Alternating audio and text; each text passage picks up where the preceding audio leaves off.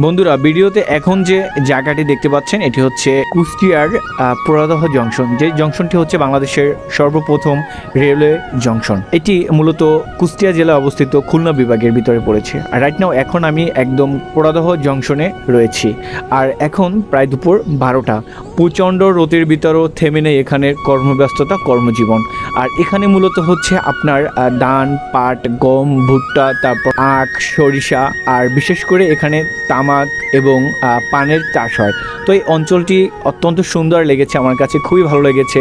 এইসব অঞ্চলগুলো আমার কাছে দেখলে মনে হয় ছবির মতো, মনে হয় কোনো এককালে দেখেছি। এই জায়গাগুলো দেখলে আমার মনে একটা তৃপ্তি পাই, একটা আনন্দ পাই, আমার খুবই ভালো লাগে।